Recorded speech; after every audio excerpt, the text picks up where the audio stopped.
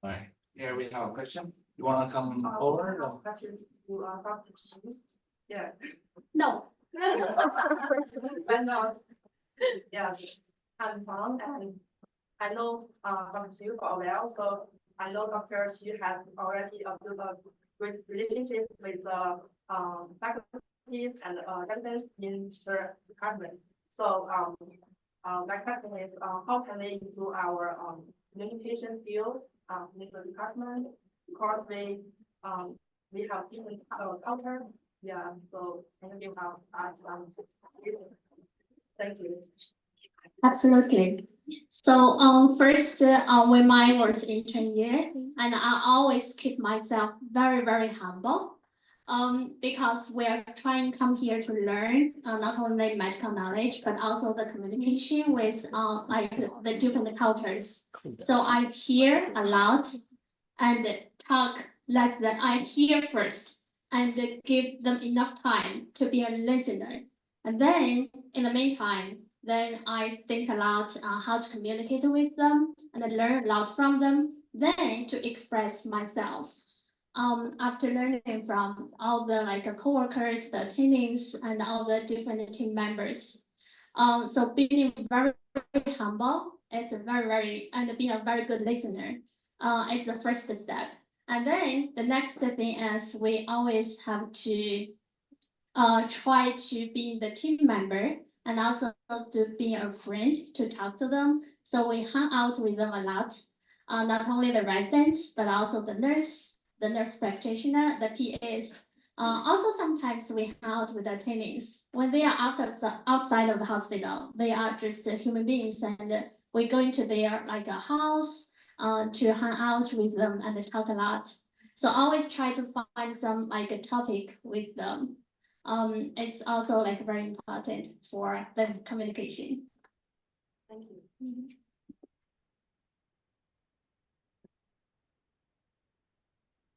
Also, Dashi, I have a question for you. I noticed a lot of foreign medical graduates is very shy to ask for help during the resident training because they feel they're afraid by asking for help, either from senior, from attending. That's kind of like showing they're weak. It's kind of weakness. So what do you think about that? How to ask for help during the resident training? Use patient care as the excuse. Patient safety is very important. So especially like during the PGY1 and PGY2, we are learning. We don't have enough experience. So we always make sure don't make mistakes. I remember one time, like not only one time, we have so many times have like different have simultaneous still calls. Especially at night when I'm the only resident and the night flow, and they call simultaneous still call. And I always ask the ED attending, can you help me for the patient care? And I also sometimes I just shout in the ED and ask them, can somebody call the pharmacy getting the TPA immediately? Can somebody else call the family member? Give me the contact information for the family member so I can call them for get consent for the TPA.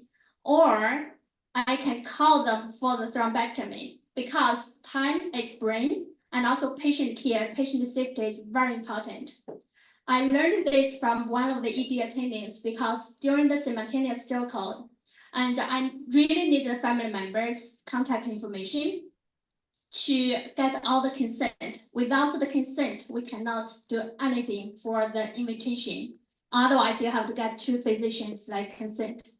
And then, so one time the ED attending is telling me, don't be stressful, just try to do your best. Don't make mistakes because our ED team is the whole team. All the ED attendings are very well trained to taking care of all the still code, taking care of all the cold trauma, taking all those kind of like urgent situations. So I always use the patient care as the like patient safety as the most important thing. So never be shy to ask for help, especially for the patient care. So always ask for help. Thank you, Dr. Xie. Any other questions? Question for Sorry. What's the difference between working in a hospital and private practice? That's GI division. Okay, so definitely a good question.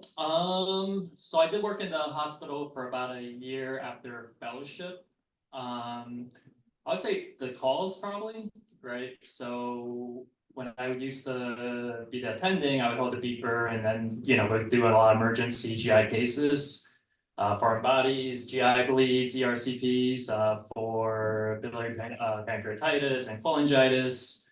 So definitely the call schedule was probably the biggest factor and difference, I would say.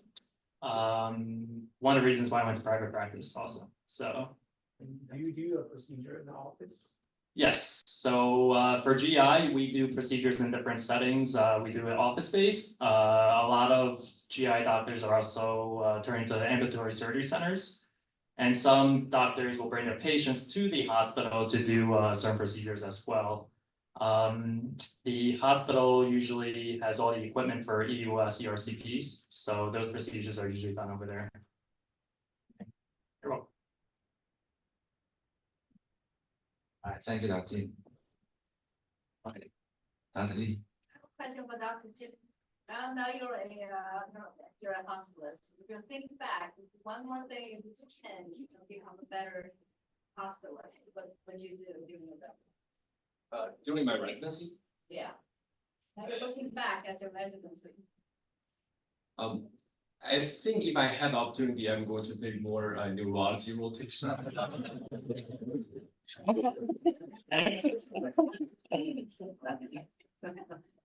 It matters a lot. And also pediatrician guests. Oh, So I think when you move from Maryland to Westchester, it's more like from a jungle to a resort. Yeah, you got like all the support. You're going to relax, you get, close ICU, accident neurologist on your back. And so I have a question because I was a hospice before, because I also in a with very good support with different specialties across ICU. But we kind of feel we don't know how to be a doctor, anymore, because you're so spoiled, right? Because when the patient is getting sick, decompensating, call the MICU. Patient GI bleed, maybe from a hemorrhoid, call Dr. Tim. When the patient have like unilateral weakness, call Dr. Lee. So we feel like we were spoiled. We kind of feel like maybe one day when we're the last doctor in the world, we don't know how to manage patients. So what do you think about in rural community-based hospital? You don't have to do everything. You have to do procedures, but you know how to take care of the patient. To a very resourceful hospital, then you're spoiled. So what do you think about pros and cons? I've been thinking that all the time. I think it's a trade-off. So usually in the community, you're being paid to, so you're paid to handle the volume. I train in Cook County Hospital. We have almost all specialty. We have like ophthalmology, we have rheumatology consultation, we have dermatology in-house. But when I moved to my first attending job, I'm the makeshift, sometimes makeshift neurologist, makeshift ID, makeshift hematologist, because they are not always constantly available. So you need the time to provide comprehensive evidence-based care, but also if you are way too overwhelmed, just seeing 17 patients, do all the notes, answer all the questions family has, and the more you talk, the more you need to document. That takes even more time, and you don't really get paid extra for that. It's difficult to maintain certain standard in that setting.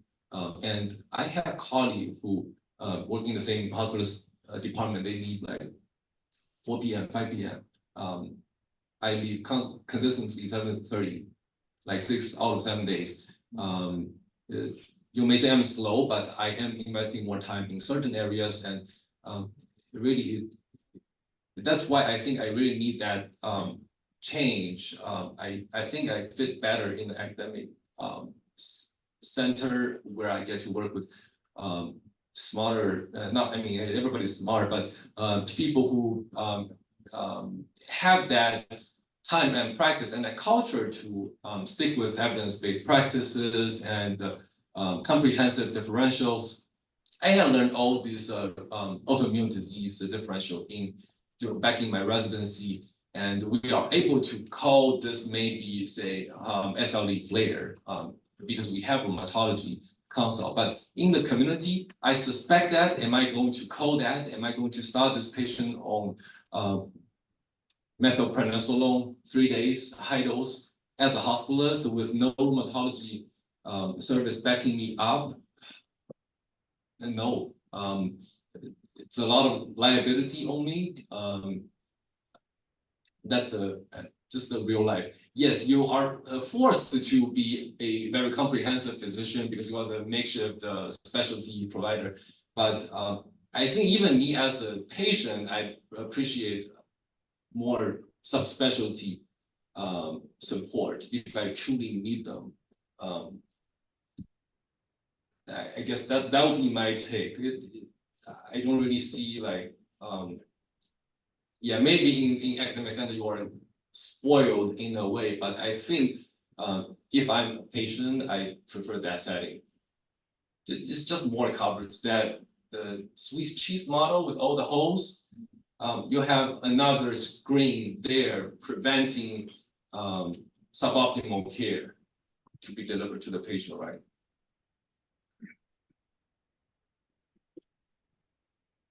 Thank you. Any other questions?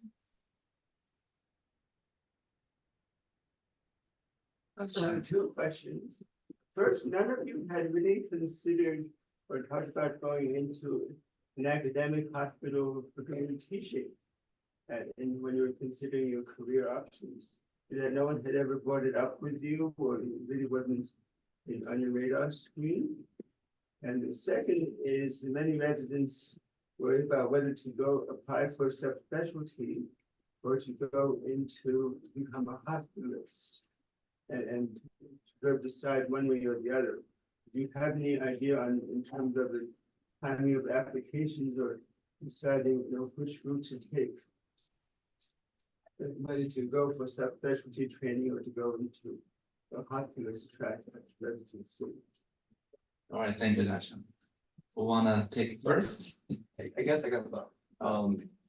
So I actually applied for pulmonary critical care fellowship my 3rd year of residency training. I thought I want to be a pulmonary critical care physician. It varies. It varies. Like if you have a very strong academic background, you were a cardiologist back to your home country, or you have a mentor in cardiology, you've been doing research related, you know that's what you want to do. If you are of my, like, if you have similar background as me, a fresh grad out of medical school, I don't have any specialty training or research background. I went into Cook County, and many of my colleagues are applying for fellowship. So I sensed that peer pressure. I feel like this is the time frame. If I want to apply, and my best chance of matching will be during residency. So I kind of had to try, but now looking back, after having practiced as a hospitalist for 2 years, from my personal perspective, I think I'm doing a very meaningful job. No, I do not find a specific specialty that interests me over another. Yes, certain specialties are well compensated, maybe over another, but also at a cost that you like. Is that the cost you want to take? Do you want to, like Dr. Xu, do you want to spend your off time doing a lot of research, networking with people? Comes back to just self-inspect what you really want, like outside of the hospital setting. You are already a doctor. To a non-medical community person, you're a doctor, you're MD. It's the same. And Doctor, I didn't get the initial question that well. The rotation in academic centers? Yeah, most of you were thinking, or many people are thinking of going into practice right after residency.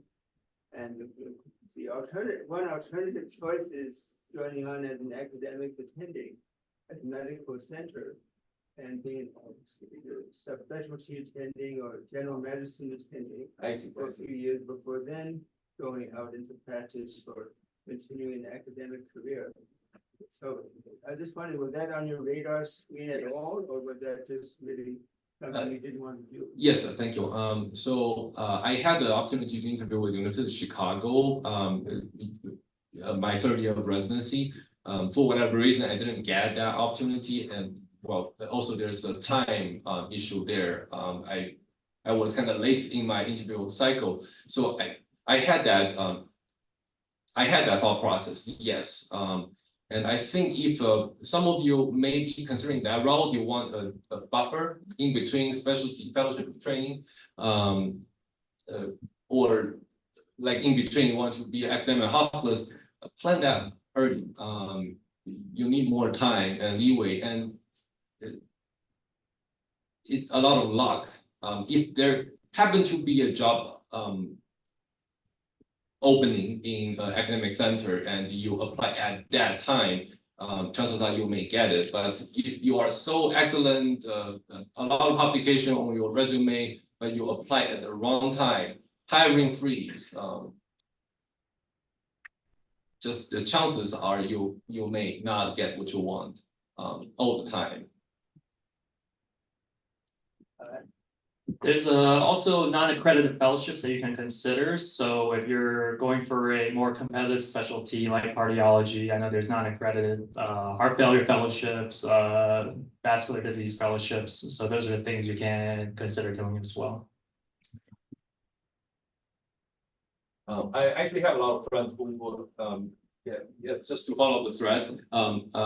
Some of my friends who end up in the categorical cardiology fellowship, they did 1 year heart failure fellowship training in University of Alabama as a transition. So yeah, people do that. Thank you. I think other questions not so related to the topic they were talking about also welcome, because we have very good residents, we have hospitalists, we have specialists. This is the best combo, so it's good time to ask questions. Even now, like so related to what you're talking about, because time limits only talk about the topic, but perhaps we other questions are welcome. All right. I think how you negotiate the contract if you want to join like How to negotiate contract. Okay, I think the first thing is to see what the market rate is for whatever specialty you are, whether you're a primary care or a specialist. Find what that is first, and then see what's important to you. You know, is it your schedule? Is it getting partnership in X amount of years? I think what will keep you in the job is, yeah, if they meet those main important points that you're looking for. If the growth is there, if the trajectory is there, if your position keeps, you know, advancing. I think that if the job kind of makes almost demotes you in a way or keeps things kind of status quo, then those are things that I would be careful for, unless you're okay with that, of course. Do you have a lawyer to review the contract? For me, I probably could have used a lawyer, but then I didn't do it. I didn't get a lawyer personally myself. I just kind of read it a few times and made sure that those important sticking points were taken care of. But definitely could use a lawyer in terms of reviewing the contract.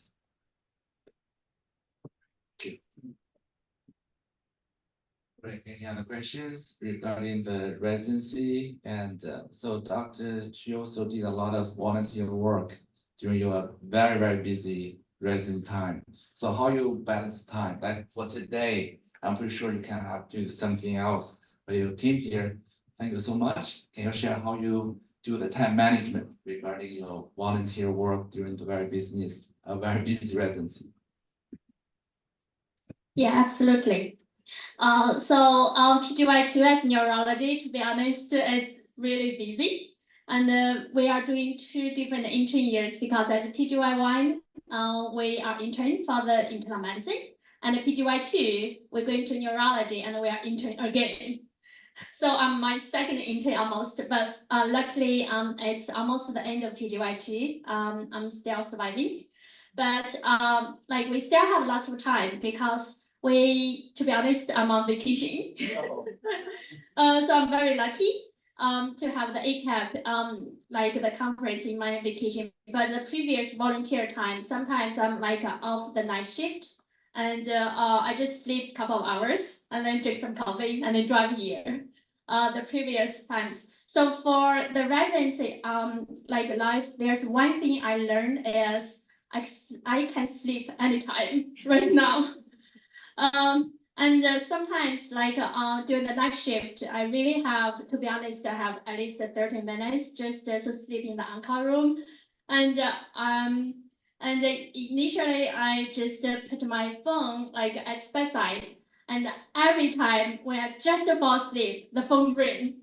So and then like later on, I trained myself to sleep anytime. So like we try to as a resident, we try to do some exercise and to have the like physically healthy, and you can try to like mentally, physically healthy. So you can just join like different conference and to meet some friends. It's really, to be honest, the break. And it's very good for me, and I'm enjoying it. It's a very, I like to come outside of the hospital and meet with, to communicate with all the like attendings here and all the like fellows, the hospitalists, and the like somebody who's private like practice, to learn a lot. So try to find some time during your very busy like residence. And when you take trains, you sleep a while, and then make some alarm. Don't sleep too much to pass the station. And like being active and communicate is also very important to have this goal in the mind, so we can always make it to squeeze the sponge. Yeah. Thank you very much. Thank you again for coming today. Any other questions? Do you have any questions on Zoom? Okay. All right, so I think we're going to close the panel discussion, and thank you so much again for all the speakers. Excellent talk. Thank you so much. So we're going to welcome. So we're going to welcome Dr. Zhu, going to give our closing remarks, and he's currently the Vice President of the ACAP, and also active private family doctor in Queens. All right, welcome. Thank you. So I just want to take this opportunity to thank everybody come here for this sunny Easter Sunday. Take the time, and hopefully you'll learn something today. And I hope we covered the most of this clear path from residency application, fellowship training, and hospitalist job, private practice, group practices, etc. And all this discussion, I hope you learn. And as Dr. Jim mentioned, so last year he came to one of our events called Resident Reunion, and he met Dr. Lee and Dr. Guo, and he now is a hospitalist in Westchester Medical Center. And ACAP is a non-profit organization. We have over 500 lifetime members. So one of our aims is to provide this platform for our members for communication and networking and education. So the next few events for the ACAP is our health fair, which will be May 19 in Flushing Corridor Park. And for the first time, we will have a health fair in Brooklyn in June 9. And then our CME trip, ACAP, we organize 2 CME trips, one winter CME trip and one summer CME trip. So this year we will go to the Japan. And if you are not a ACAP member, join us. And if you are already ACAP member, follow us. And we have all this event. And in June, the Resident Reunion, we want networking with this resident fellows, those young professionals. They're looking for, they're just matching to residency, or they're they are in residency program. We want them to more members join our ACAP, so more people will make it more strong. And here is our ACAP. This is a WeChat group. You can scan and join us. We have weekly health education from our member. And that concludes our 2024 Clear Development Conference. Thank you so much, and I hope you enjoy the rest of the Easter Sunday. Thank you. Hope to see you soon.